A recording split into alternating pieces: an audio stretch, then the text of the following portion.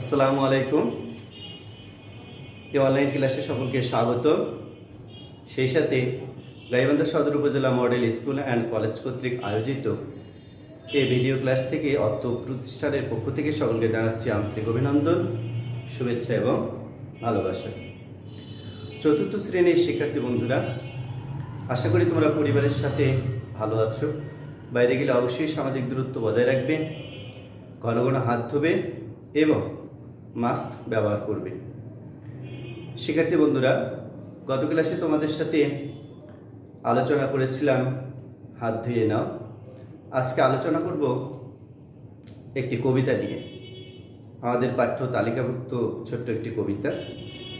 কবিতাটিতে একজন খেয়ালি মানুষের সম্পর্কে বলা হয়েছে, যে নিজের মনের আনন্দে কথা বলতে থাকে, অন্যে সে কথা শুনলো কি না, বুঝলো কি না, এ ব্যাপারে তার কোনো ভ্রুক্ষেপ নেই। তোমরা কি বুঝতে পারছো আমি কোন কবিতাটির কথা বলছি? হ্যাঁ, আবোল তাবোল। কবিতাটির নাম হচ্ছে আবোল তাবোল। আজকের আমাদের পাঠ শিরোনাম আবোল তাবোল।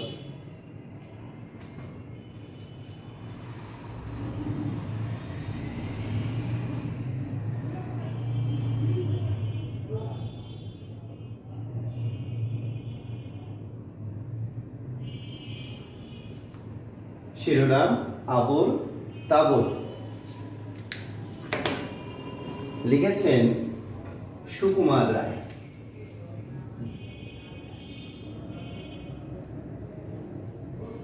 সুকুমার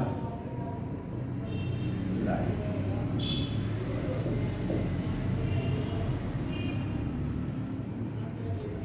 আমাদের কবিতাটির নাম হচ্ছে আবোল তাবোল, লিখেছেন সুকুমার রায়। শিক্ষার্থী বন্ধুরা, এই আলোচনা শেষে তোমরা যা জানবে তা হচ্ছে এই আলোচনার শিকন ফল।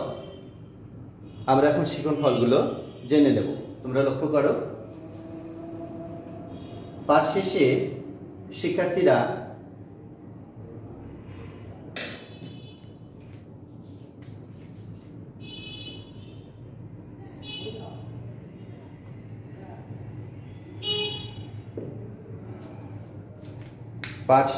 শিক্ষার্থীরা কবিতাটির মূল ভাব জানবে, কবিতার লাইনের অর্থ জানবে, লেখক পরিচিতি সম্পর্কে জানবে, কবিতায় ব্যবহৃত কঠিন শব্দগুলোর অর্থ জানবে এবং কবিতা সম্পর্কিত যে কোনো প্রশ্নের উত্তর জানবে। এই ছিল আমাদের আজকের পাঠে শিকন ফল। আমরা শিকন ফলগুলো জানলাম।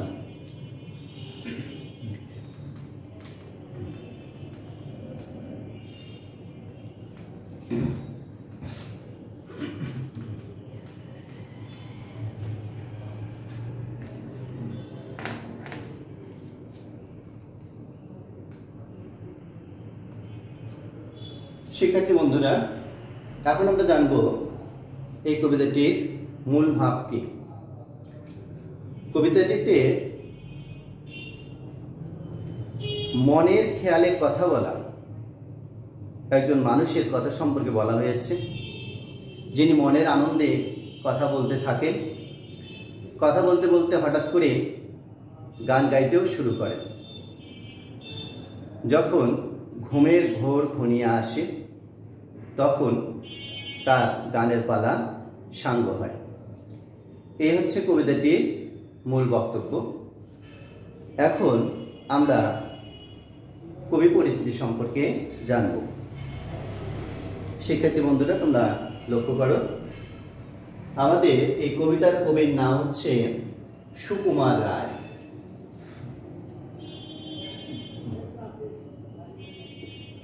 সুকুমার রায়।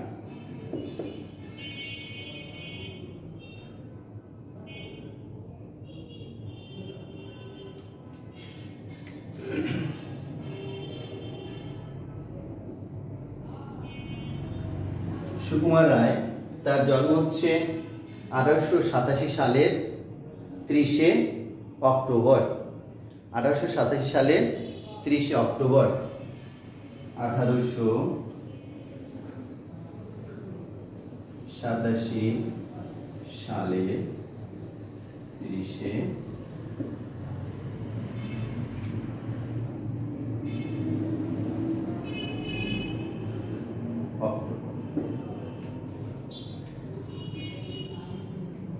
জন্মস্থান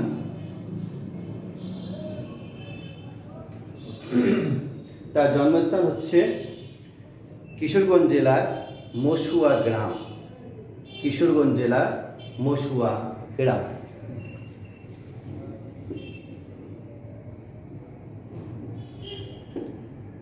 কিশোরগঞ্জ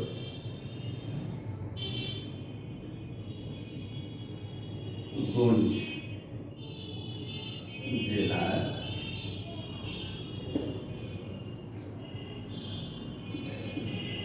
মসুয়া গ্রাম।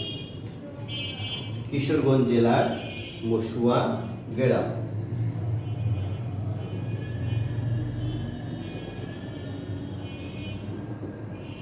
কবি অমর কীর্তি যেগুলো রয়েছে তার মধ্যে হচ্ছে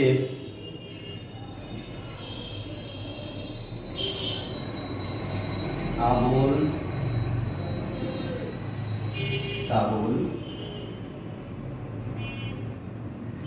তাবুল, এরপরে রয়েছে বহুরূপী,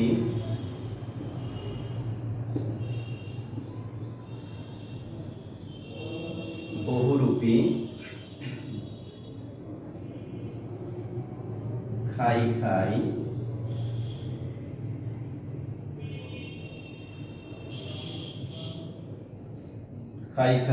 এরপরে রয়েছে হজ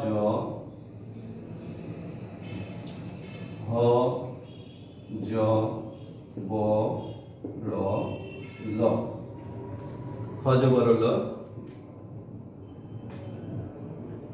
এরপরে রয়েছে অবাক জলপান,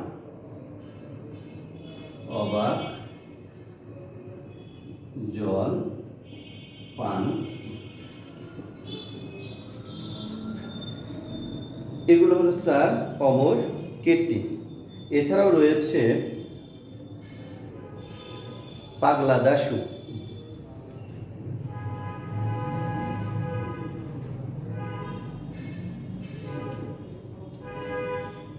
শিক্ষার্থীবৃন্দ তোমরা লক্ষ্য করো তার যে অমর কীর্তি রয়েছে তার মধ্যে রয়েছে আবল তাবল, বহুরূপী, খাই, হজ বরল, অবাক জলপান, পাগলা দাশু। এগুলো তিনি ছোট বাচ্চাদের জন্য বা শিশুদের জন্য লিখেছেন। এরপরে আমরা যে তথ্যটি পাবো তার পিতার নাম হচ্ছে উপেন্দ্র কিশোর রায় চৌধুরী।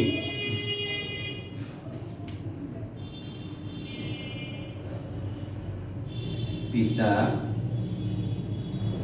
উপেন্দ্র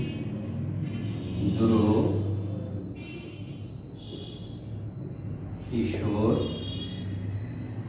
রায় চৌধুরী।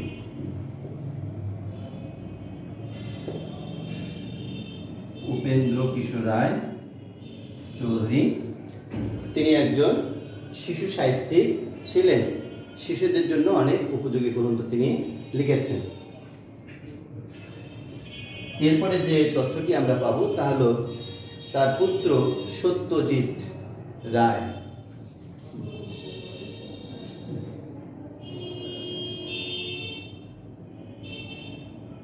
পুত্র হচ্ছে সত্যজিৎ রায়। সত্যজিৎ রায় চৌধুরী তিনি চলচ্চিত্র পরিচালক। কবি সুকুমার রায়ের মৃত্যু সাল হচ্ছে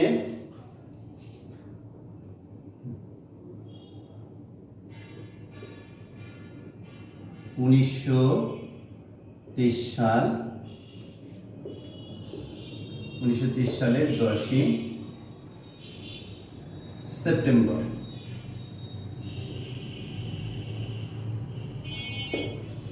1923 সালের 10ই সেপ্টেম্বর। শিক্ষার্থীবৃন্দ, তোমরা নিশ্চয়ই লক্ষ্য করেছ কবি পরিচিতির বিভিন্ন তথ্যগুলো এখানে লিখে দিয়েছি। আমি আবারও তথ্যগুলো বলছি তোমাদের সুবিধার জন্য, তোমরা লক্ষ্য করো।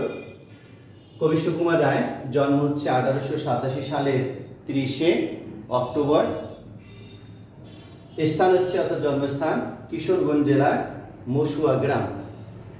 এরপরে তার অমর কীর্তি হচ্ছে আবোল তাবোল, বহুরূপী, খাই খাই, হজ বরল, এরপরে অবাক জলপান, পাগলা দাশু ইত্যাদি। তার পিতার নাম হচ্ছে উপেন্দ্র কিশোর রায় চৌধুরী, তিনি একজন শিশু সাহিত্যিক। তার পুত্র সত্যজিৎ রায়, তিনি চলচ্চিত্র পরিচালক। কবি সুকুমার রায়ের মৃত্যু হয় 1923 সালের 10ই সেপ্টেম্বর। প্রিয় শিক্ষার্থীবৃন্দ, এই ছিল আমাদের কবি পরিচিতি সম্পর্কে তথ্য যেগুলো জানলাম। এবারে আমরা জানব কবিতা সম্পর্কে। এখন আমি কবিতাটি পাঠ করে শোনাবো, তোমরা ইচ্ছে করলে আমার সাথে উচ্চারণ করতে পারো।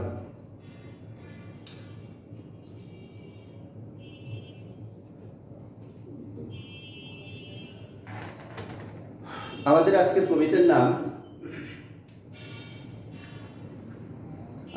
কবিতার নাম আবোল তাবোল। এর কবি হলেন সুকুমার রায়। ছুটলে কথা থামাইকে, আজকে ঠেকায় আমায়কে, আজকে আমার মনের মাঝে ধাই ধপাধপ তবলা বাজে, রাম খটাখট ঘেচাং ঘেচ, কথায় কাটে কথার প্যাচ, ঘনিয়ে এলো ঘুমের ঘোর, গানের পালা সাঙ্গমোর। শিক্ষার্থী বন্ধুরা, এবারে আমরা কবিতার লাইনগুলোর ব্যাখ্যা জেনে নেব।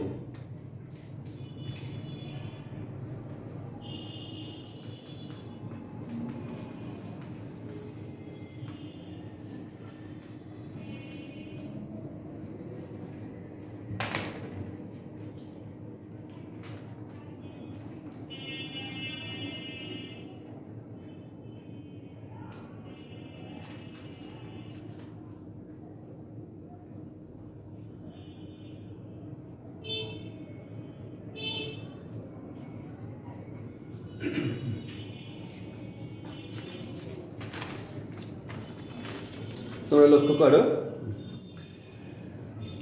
কবিতাটি তোমাদের সামনে রয়েছে, যে কবিতাটি আমি একটু আগে উচ্চারণ করলাম। এখন এর প্রতিটি লাইনের অর্থ ব্যাখ্যা এগুলো আমরা জানব। কবিতার নাম আবোল তাবোল, লিখেছেন সুকুমার রায়। ছুটলে কথা থামায় কে, আমি আগেই কবিতার মূলভাবে বলেছি, এখানে এমন একজন লোক সম্পর্কে বলা হয়েছে যিনি মনের আনন্দে অনর্গল কথা বলতে থাকেন। অন্য কেউ সে কথা বুঝলো কি বুঝলো না, শুনলো কি শুনলো না, তার কথার কোনো অর্থ আছে কি না, এ সমস্ত কোনো কিছুই সে বুঝতে চায় না। তো সেই ধরনের লোক সম্পর্কে এখানে বলা হয়েছে। ছুটলে কথা থামায় কে, কথা শুরু হলে, ছুটলে কথা শুরু হলে থামায় কে, কেউ থামাতে পারে না, তাকে নিষেধ করলে তিনি তা শোনেন না। আজকে ঠেকায় আমায়কে, তাকে ঠেকানো যায় না, কোনো বাধা নিষেধ তিনি মানেন না। আজকে আমার মনের মাঝে, অর্থাৎ সেই লোকটির মনের মাঝে, মনের ভিতরে ধাই ধপাধপ তবলা বাজে, তার মনের ভিতরে অনেক কথার তোলপাড় চলতে থাকে এবং সে কথাগুলো তিনি মুখ দিয়ে অনর্গল বলতেই থাকেন। রাম খটাখট ঘ্যাচাং ঘ্যাচ, আমরা অনেক সময় বলে থাকি ঘ্যাচ ঘ্যাচ করে কাটা, অর্থাৎ আওয়াজ বা শব্দ। রাম খটাখট, খটাখট হচ্ছে খটখট শব্দ। এখানে খটাখট শব্দটির সামনে রাম শব্দটি সংযুক্ত করে যে অর্থটি প্রকাশ পায় তা হলো খুব জোরে সোরে শব্দ করা। রাম খটাখট ঘ্যাচাং ঘ্যাচ অর্থাৎ খুব জোরে সোরে শব্দ করা। যে লোকটি কথা বলে সেই রকম খুব জোরে জোরে তার মনের আনন্দে মনের খেয়ালে কথা বলতেই থাকে। কথায় কাটে কথার প্যাচ। কথা বলতে বলতে হঠাৎ করে তিনি তার কথার প্যাচ কেটে ফেলেন, অর্থাৎ কথার প্রসঙ্গ পরিবর্তন করে কখনো গান গাইতে শুরু করেন। ঘনিয়ে এলো ঘুমের ঘোর, এভাবে দিন শেষে একসময় রাত্রের শুরু হয়। সারাদিনের কর্ম শেষ হয়ে যায় এবং তার চোখে ঘুম নেমে আসে, চোখের দুপাতা এক হয়ে যায়। ঘনিয়ে এলো ঘুমের ঘোর, গানের পালা সাঙ্গ মোর। যে লোকটি সারাদিন অনর্গল কথা বলতেই থাকে, কারো নিষেধ মানে না, শোনে না, আপন মনের খেয়ালে কথা বলতেই থাকে, সে লোকটিও একসময় কথা বলা বন্ধ করে দেয়। অর্থাৎ যখন ঘুমের ঘোর এসে যায় তখন তার গানের পালা সাঙ্গ হয়ে যায়। প্রিয় শিক্ষার্থী বন্ধুরা, এই ছিল কবিতাটির প্রতিটি চরণের বা লাইনের ব্যাখ্যা। আশা করি তোমরা ব্যাখ্যাগুলো বুঝতে পেরেছ। এবারে আমরা যে বিষয়টি জানবো তা হলো এই কবিতায় ব্যবহৃত কিছু শব্দ রয়েছে যেগুলোর অর্থ তোমাদের জানা প্রয়োজন। তোমরা লক্ষ্য করো এই কবিতাটিতে কি কি শব্দ রয়েছে কঠিন লক্ষ্য করলে বোঝা যাবে। যেমন ছুটলে কথা, থামায় একটি শব্দ রয়েছে।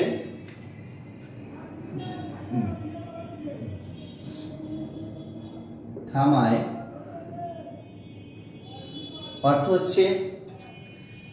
অর্থ হচ্ছে বাধা দেয় বা মানা করে।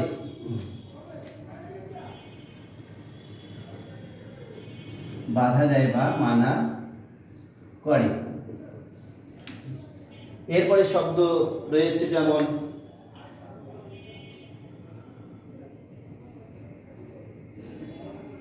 এরপরে রয়েছে ঠেকায়।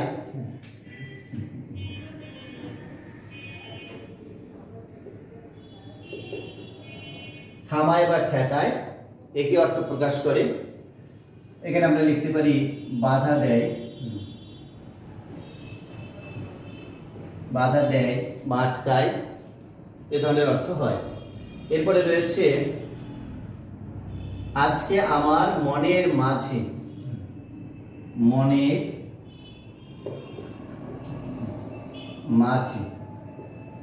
মাঝে অর্থ হচ্ছে মনের মধ্যে।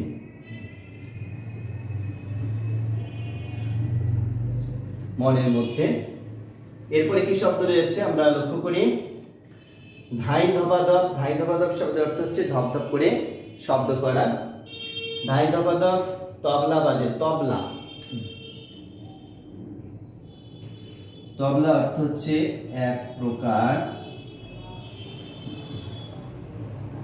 বাদ্য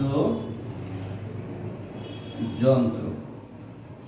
শিক্ষার্থীবৃন্দ, তোমরা অনেকেই তবলা দেখেছো, এটিকে চেনো। সঙ্গীত পরিবেশনের সময় বা যে কোনো অনুষ্ঠানে তবলা বাজানো হয় গান গাওয়ার সাথে তাল দিকে। তবলা অর্থ হচ্ছে এক প্রকার বাদ্য যন্ত্র। রাম ফটাফট এই অর্থটি এর আগে আমি কবিতার লাইনের অর্থগুলো বলার সময় বলে দিয়েছি। রাম ফটাফট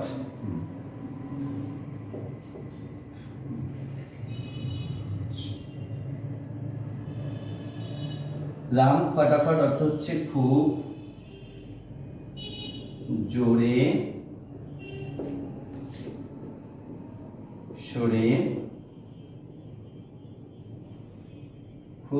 সরে, শব্দ করা। রাম ফটাফট অর্থ হচ্ছে খুব জোরে সরে শব্দ করা। এরপরে রয়েছে ঘ্যাচাং ঘ্যাচ। আমরা বলে থাকি ঘ্যাচ ঘ্যাচ করে কাটা আওয়াজ বা শব্দ, অর্থাৎ এক কোপে কোনো কিছু কেটে ফেলার আওয়াজ। ঘ্যাচাং ঘ্যাচ।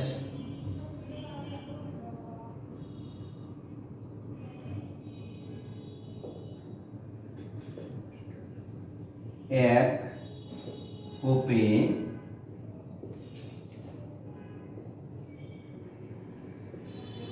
কেটে ফেলা। এরপরে রয়েছে কথায় কাটে কথার প্যাচ। কাটে মানে বাদ দেয়, এখানে অর্থাৎ অনুরূপ কথা বলতে বলতে হঠাৎ করে দেখা যায় কথার প্রসঙ্গ বাদ দিয়ে তিনি গান গাওয়া শুরু করেন। বাদ দেওয়া বিষয়টিকে এখানে কাটে এর মাধ্যমে প্রকাশ করা হয়েছে। প্যাচ, প্যাচ অর্থ হচ্ছে মোচড়। প্যাচ অর্থ হচ্ছে মোচড় বা মোড়ানো। এটি আরো একটি অর্থ হয় মোড়ানো। এরপরে রয়েছে ঘনিয়ে এলো, ঘনিয়ে এলো অর্থ হলো ঘন হয়ে এলো। ঘনিয়ে এলো অর্থ হচ্ছে ঘন হয়ে এলো। এরপরে ঘনিয়ে এলো ঘুমের ঘোর। ঘোর অর্থ হচ্ছে আচ্ছন্ন হওয়া বা আবেশ। ঘোর আবেশ বা আচ্ছন্ন হওয়া। গানের পালা সাঙ্গ মোর। সাঙ্গ অর্থ হচ্ছে শেষ অথবা সমাপ্ত। শিক্ষার্থীবৃন্দু, তোমরা নিশ্চয়ই খেয়াল করছো, লক্ষ্য করছো। দেখো,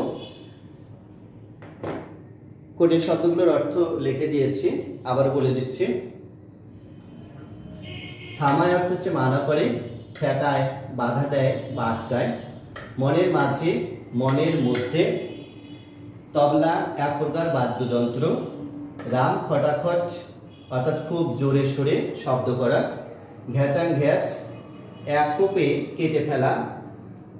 প্যাচ অর্থ হচ্ছে মোচড়।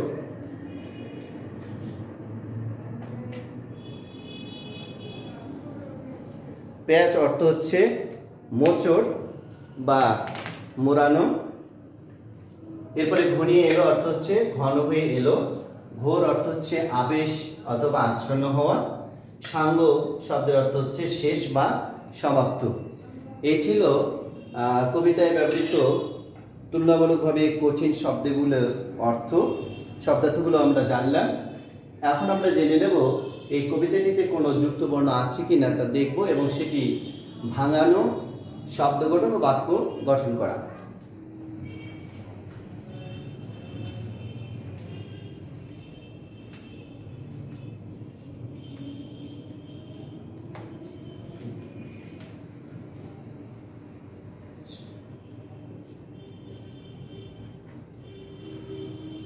শিক্ষার্থীবৃন্দ, তোমরা লক্ষ্য করো কবিতাটিতে কোনো যুক্তবর্ণ আছে কিনা দেখো।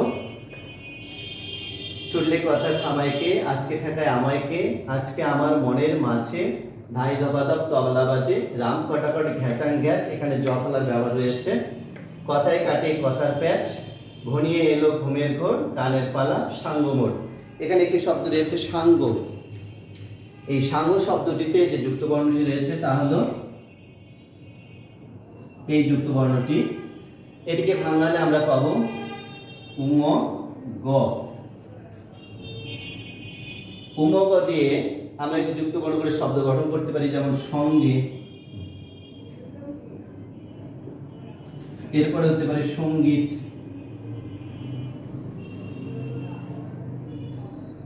এরপরে হতে পারে সঙ্গীত। এরপরে হতে পারে পঙ্গপাল। এই শব্দগুলো দিয়ে আমরা বাক্য তৈরি করতে পারি, যেমন সঙ্গে দিয়ে আমরা বাক্য তৈরি করতে পারি মায়ের সঙ্গে স্কুলে যাব। এরপরে সঙ্গীত, আমরা জাতীয় সঙ্গীত পরিবেশন করি বা আমরা জাতীয় সঙ্গীত গাই। এরপরে রয়েছে পঙ্গপাল, ধেয়ে আসছে পঙ্গপাল। এছাড়াও বাক্য হতে পারে যেমন অসৎ সঙ্গে সর্বনাশ, সৎ সঙ্গে স্বর্গবাস। প্রিয় শিক্ষার্থীবৃন্দ, যুক্তবর্ণটি আমরা জেনে নিলাম। এখন আমরা জানব এখানে অনুশীলনীতে 3টি ছোট প্রশ্ন রয়েছে। এই প্রশ্নগুলোর অর্থ জেনে নেব। যেমন 1 নম্বর প্রশ্ন রয়েছে, কি ছুটছে যাকে থামানো যাচ্ছে না। এখানে প্রথম লাইনে আমরা দেখেছি রয়েছে ছুটলে কথা, তাহলে উত্তর কি হবে? উত্তর হবে কথা ছুটছে তাকে থামানো যাচ্ছে না। এরপরে রয়েছে